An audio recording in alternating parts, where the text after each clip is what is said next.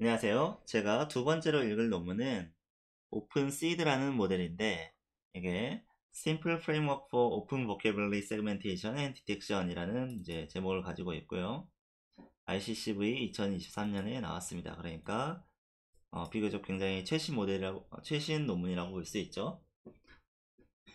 그래서 저자들 간단히 보면은 봤을 때 중국인이다. 그 외에는 별로 공통점이 없더라고요. 예, 미국 기관인 사람, 뭐 중국 기관인 사람, 여러 사람 다양하고 그렇습니다.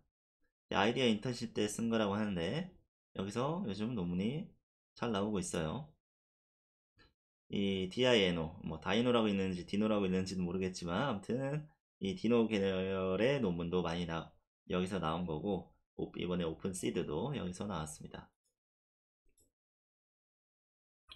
자, 그럼 여기서 해결하고자 하는 문제가 무엇이냐? 오픈 보캐블러리 방식으로, 그러니까 학습하지 않은 그런 새로운 클래스에 대해서도 할 수 있고, 뭐 그런 임의의 클래스에 대해서 다 인식을 할 수 있는 그런 모델을 만드는데 어떻게 인식하느냐? 오브젝트 디텍션도 하고 인스턴스 세그멘테이션, 페노틱 세그멘테이션까지 한 방에 다 하겠다. 사실 이제 인스턴스 세그멘테이션은 페노틱에 이제 포함이 된 거기 때문에 오브젝트 디텍션하고 페노틱 세그멘테이션을 같이 할 수 있는 그런 모델을 만들겠다. 다 혼자서 다 해먹겠다라는 그런 논문이고요. 이제 클립을 기반으로 해서 이제 오픈 보캐블러리 디텍션이나 아니면 오픈 보캐블러리 세그멘테이션 이런 것들을 한 연구들이 있었는데 이제 오픈 보캐블러리로 디텍션과 세그멘테이션을 다 한 방에 한 그런 논문은 없었다. 네. 있었는지는 모르겠지만 아무튼 제가 알기로는 없었습니다.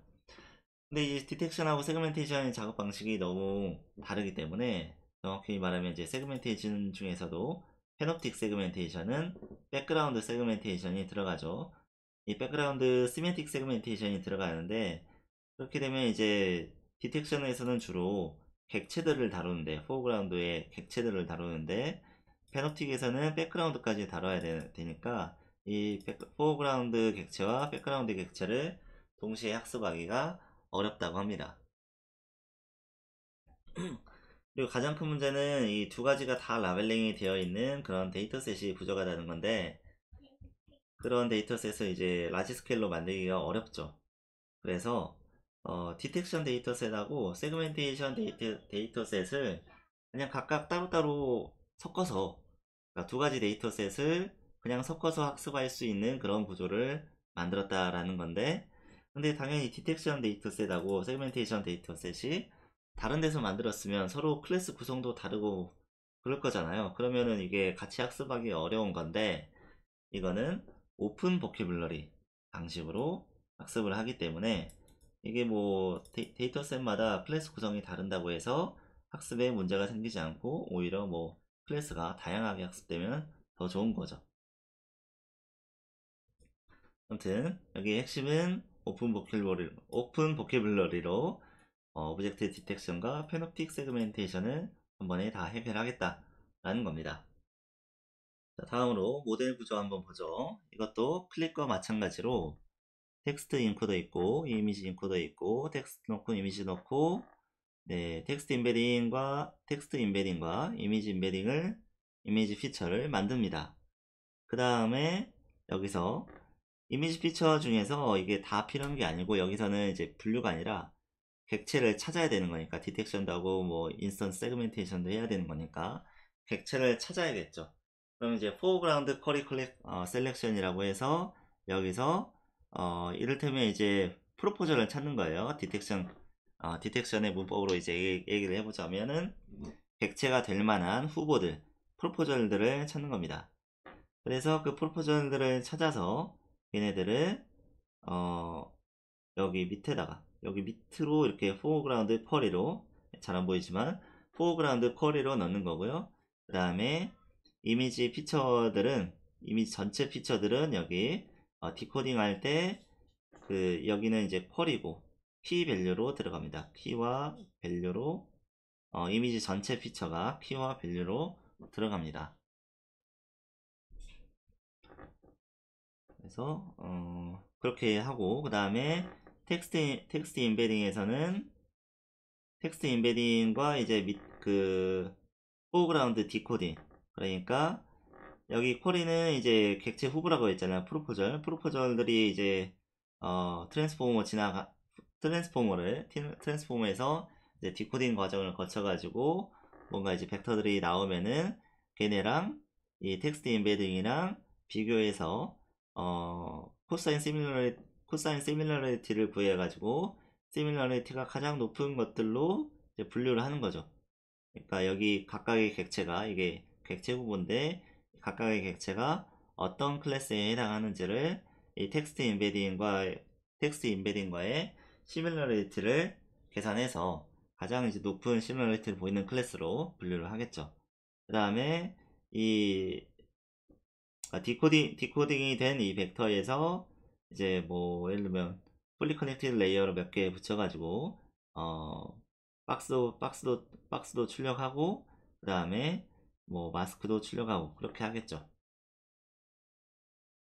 이쪽에 이제 디코딩된 이제 벡터가 나왔는데 여기 이후에 어떻게 이거를 이제 여기서 박스를 출력하고 마스크를 출력하고 이런 것들은 이제 제가 코드를 까봐야 알 수 있을 것 같아요. 아무튼 대략적인 이제 흐름은 이렇고요.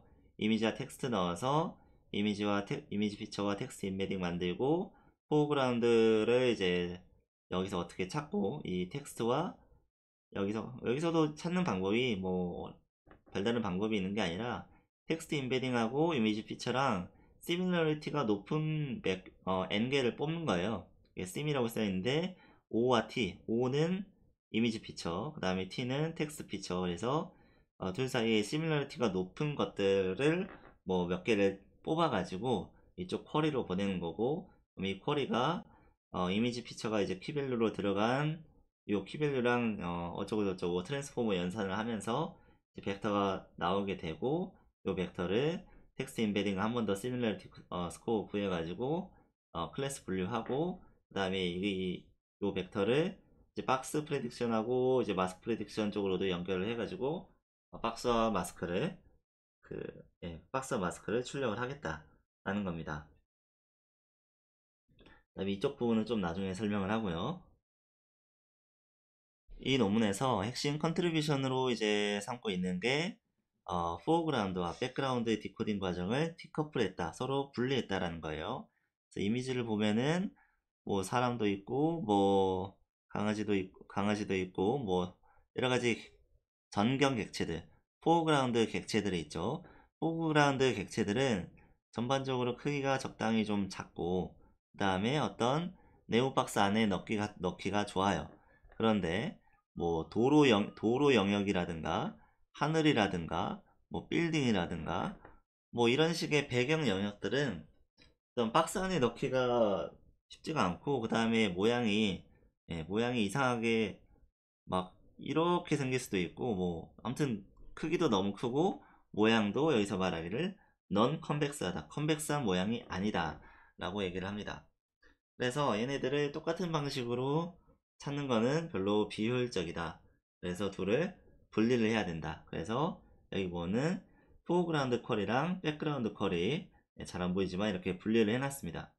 그래서 포그라운드 쿼리는 아까도 말했다시피 여기서 이제 이미지 피처랑 그 다음에 텍스트 인베딩이랑 시밀러리티 스코어를 구해가지고 가장 높은 LF계를 뽑아서 박스에서 나온 박스와 피처를, 그러니까 여기 이제 O라고 하는 게 이미지 피처죠. 이미지 피처 넣어가지고 여기서 포그라운드 쿼리 셀렉션에서 뽑힌 LF계의 이 이미지 피처들을 헤드에 넣어서 박스를 출력한 거예요.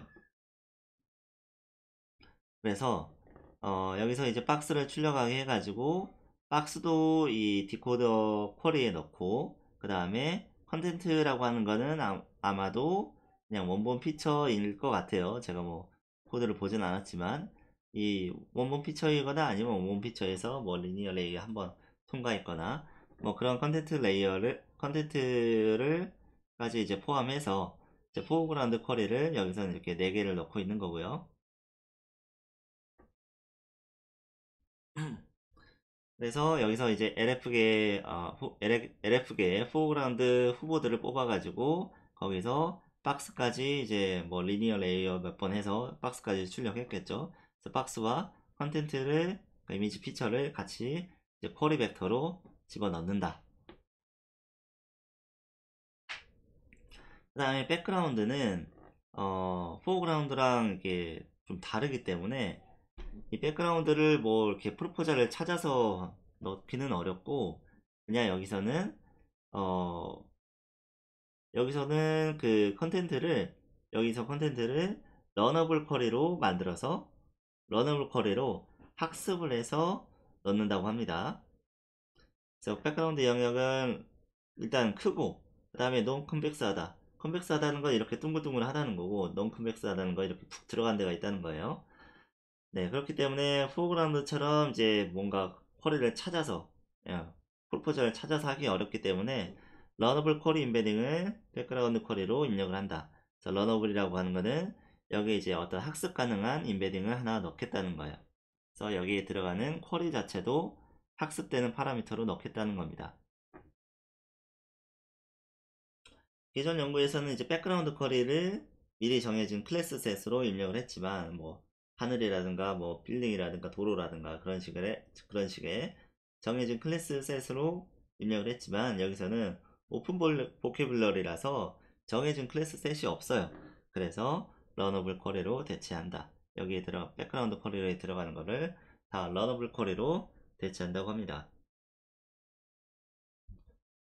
그리고 이 논문에서 약간 어려운 부분이 이 컨디션드 마스크 디코딩이라는 부분인데, 얘가 뭐 하는 애일까?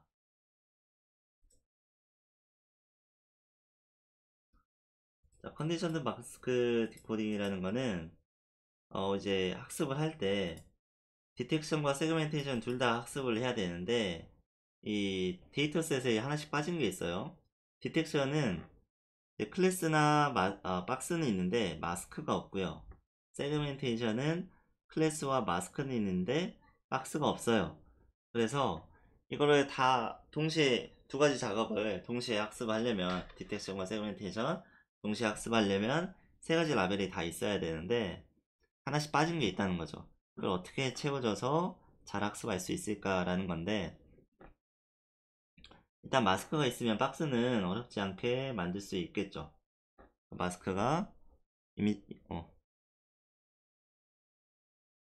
이미지가 있고 어떤 객체가 뭐 이렇게 있는데, 여기에 이미지의 그 객체의 영역이 이렇게 세그멘테이션이 잘 되어 있으면은 이 주변을 둘러싸는 박스는 쉽게 만들 수가 있잖아요. 그래서 마스크에서 박스는 쉽게 만들 수 있다. 그래서 원래 세그멘테이션 데이터셋이 이미지, 클래스, 마스크만 있었는데, 이 마스크로부터 박스를 만들어내서 이제 비헥이라는 박스 라벨을 추가를 할 수 있다는 거고요. 근데 이제 반대로 박스에서 마스크를 만들려면은 그건 어렵죠. 어떤 박스가 있는데 그 안에서 어떤 게 내가 원하는 사물이고, 그 외에 어떤 픽셀이 그 외에 나머지 배경인지, 그런 거 알려면은 학습을 해야 돼요. 그래서 그 위쪽을 보면은 여기 보면은 두 갈래로 나뉘죠. 여기 세그멘테이션 데이터셋일 때, 디텍션 데이터셋일 때. 그래서 세그멘테이션 데이터셋일 때는, 그럴 때는 GT 텍스트 인베딩과 이제 GT 박스가 밑에 쿼리로 들어가는데, 이 컨디션 마스크 디코딩에서는 요쪽 포그라운드 디코딩, 백그라운드 디코딩 이 부분과 다른 점은, 이쪽에 포그라운드에 들어가는 거는 모델에서 예측한 박스가 들어가는 거예요. 근데 여기 GT에서는 뭐가 들어가냐면 어 그냥 여기 컨디셔널 마스크 디코딩에서는 그냥 GT 박스, GT 텍스트 인베딩 이런 게 들어가는 겁니다. 그래서 GT 박스와 이제 텍스트 인베딩이 들어가는데, 세그멘테이션 데이터셋 같은 경우는 이 박스를 마스크로부터 만들어서 넣는다는 거고요. 그래서 뭐 그렇게 해서 컨디셔널 마스크 디코딩으로 뭔가 객체마다 마스크가 나와요. 마스크가 나왔을 때 세그멘테이션 데이터셋 같은 경우는 여기 이 세그멘테이션에 대한 어, GT 값을 가지고 있잖아요. GT 라벨을 가지고 있잖아요. 그러면 여기서 예측한 마스크를 GT 마스크로 학습을 시키면 돼요. 슈퍼바이즈 러닝을 하면 돼요. 이쪽은 세그멘테이션 데이터셋 같은 경우에는. 근데 디텍션 데이터셋 같은 경우에는 이 GT박스 주어져 있고 그 다음에 클래스 정보도 있기 때문에 이쪽 쿼리는 만들 수가 있는데, 여기서 뭔가 튀어나온다고 했을 때 마스크가 나온다고 했을 때 걔가 맞는지 안 맞는지 GT 값이 없는 거예요. 없는 거죠. 그래서 이쪽 부분은 학습이 안 됩니다. 안 되는데 얘를 어디다 쓰느냐? 이쪽에서 모델에서 포그라운드 쿼리나 백그라운드 쿼리로 나온 마스크 있잖아요. 얘를 학습을 시키는데 GT 어노테이션처럼 얘가 쓰일 수도 있습니다. 근데 여기서 말했다시피 이제 클래스랑 박스 넣어가지고 여기서 마스크가 나오는데 얘가 맞는지 안 맞는지는 잘 몰라요. 그런데 디텍션 데이터셋과 세그멘테이션 데이터셋을 같이 섞어서 학습을 한다고 하면은 세그멘테이션 데이터셋을 통해서 이쪽에서도 똑바로 마스크가 나오도록 학습이 될 거란 말이에요. 웬만하면은 세그멘테이션 데이터셋이 많이 있다고 하면은 이쪽 경로를 통해서 여기서 나오는 마스크가 정확해지도록 학습이 잘 될 수가 있고, 특히 여기서 입력되는 쿼리가 GT 값이기 때문에 모델에서 예측한 쿼리로 나오는 마스크보다는 GT 값을 직접 넣어서 나온 쿼리가 더 정확할 거라는 거죠. 그래서 얘를 이용해서 이제 디텍션 데이터셋 같은 경우에는 마스크를 출력해도 학습시켜줄 어떤 라벨이 없었는데, 이쪽 컨디션드 마스크 디코딩을 통해서 나온 마스크를 가지고 학습을 시켜줄 수 있다 라는 겁니다. 이렇게 직접적으로 이제 얘를 GT 어노테이션처럼 사용하는 거를 오프라인 마스크 어시스턴트라고 하고요. 좀 약간 제가 오타를 수정했는데,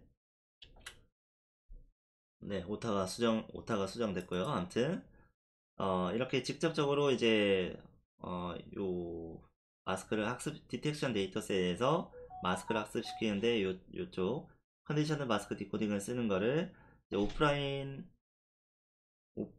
마스크 어시스턴트라고 하고요. 그렇지 않고 여기가 어차피 입력된 게 박스인데 여기서 나온 마스크가 얼마나 정확하겠어 라고 하면서 얘를 이제 직접 학습시키는데 사용하지 않고 이걸 학습하는데 뭐 도움을 좀 주는 정도로 사용한다고 하는데, 저도 그 디테일한 내용은 제가 어펜딕스까지는 못 읽어가지고 말씀드리기 어렵지만, 어쨌든 뭐에 쓰냐면 GT 박스랑 마스크가 있을 거잖아요. GT 박스와 마스크가 여러 개씩 있을 거잖아요. 객체가 여러 개가 있으니까 모델에서 출력한 박스랑 마스크도 여러 개가 있을 거고, 그러면 이제 얘네들끼리 짝을 잘 맞춰가지고 짝을 잘 맞춰서 학습을 시켜줘야 돼요. 근데 이 짝을 맞추는 과정에서 이게 들어간다고 하는데 거기까지는 제가 자세히는 모르겠습니다. 어쨌든 뭐 그런 식으로라도 도움을 주도록 이 컨디션드 마스크 디코딩을 활용한다 라고 합니다.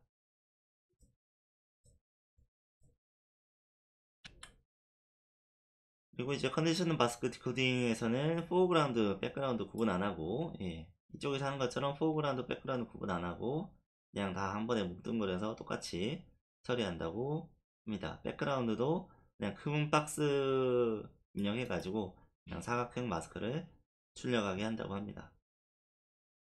네, 그래서 뭐 주요 내용은 여기까지고요. 그 다음에 이제 실험 결과를 보면은 학습에 사용한 데이터는 이제 페노틱 세그멘테이션을 위해서는 코코 2017을 썼고, 이거는 11만 장. 그 다음에 디텍션을 위해서는 오브젝트 365 V1 데이터셋을 66만 장 있는 이 데이터셋을 작은 모델을 학습할 때 쓰고, 큰 모델을 할 때는 이제 오브젝트 365 V2로 170만 장 정도의 이미지를 사용했다고 합니다.